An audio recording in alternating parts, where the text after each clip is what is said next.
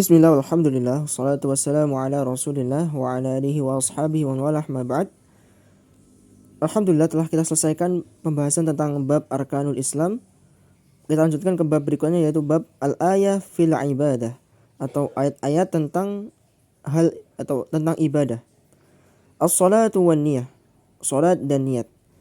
Tapi ini penting sekali ikhwas sekalian. Mengapa niat itu diletakkan di awal? Jikalau kita melihat kitab-kitab para ulama, biasanya para ulama menempatkan permasalahan tentang niat di bab awal kitab mereka.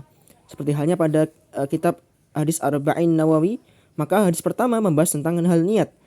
Dalam kitab Tazkiyatun Nafs juga yang pertama dibahas adalah ikhlas, atau juga tentang kaitannya tentang niat. Maka niat ini sangat penting sekali dalam menentukan diterima atau tidaknya amal seseorang. Baik, kita bahas. Allah Subhanahu wa taala berfirman, A'udzubillahi minasyaitonir rajim. Wa ma umiru illa liya'budullaha mukhlishina lahud-dina hunafa'a wa yuqimus salata wa yu'tuz zakata wa dzalika dinul qayyimah. Al-Bayyinah ayat kelima. Kita artikan, padahal mereka hanya diperintah untuk menyembah Allah Subhanahu wa taala dengan ikhlas mentaatinya semata-mata karena menjalankan agama, dan agar mereka mendirikan salat dan menunaikan zakat, dan itulah agama yang lurus. Al-Bayyinah ayat kelima.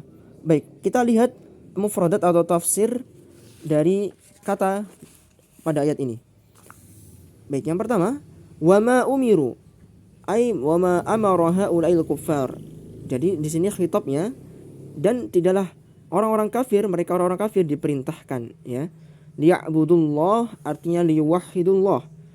Jadi menyembah Allah di sini diartikan untuk mentauhidkan Allah. Seperti halnya pada ayat wa ma khalaqtul jinna wal insa illa liya'budun. Jadi liya'budun di situ hanya diartikan untuk mentauhidkanku. Baik, kemudian mukhlishina lahuddin, ma'iyatul ikhlas fil ibadah, atau menyertakan ikhlasan dalam hal ibadah. Karena apa ikhwah? Karena syarat diterimanya amal ibadah ada dua. Yang pertama yaitu ikhlas, yang kedua ittiba' atau mengikuti apa yang dicontohkan oleh Nabi SAW. Kemudian ad-din artinya al-ibadah, hunafa artinya ma'ilina 'anil adyan kulluha ila dinil Islam, atau condong dari semua agama kepada agama Islam. Au mustaqimina 'ala dinil Islam, atau lurus berjalan di atas agama Islam. Dinul qayyimah al-milah al-mustaqimah au ad-dinul mustaqim au dinul qiyamah.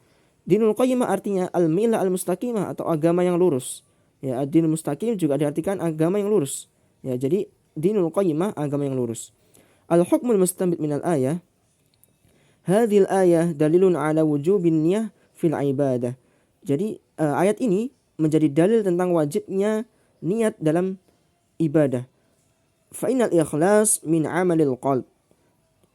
Karena sesungguhnya ikhlas adalah amalan hati.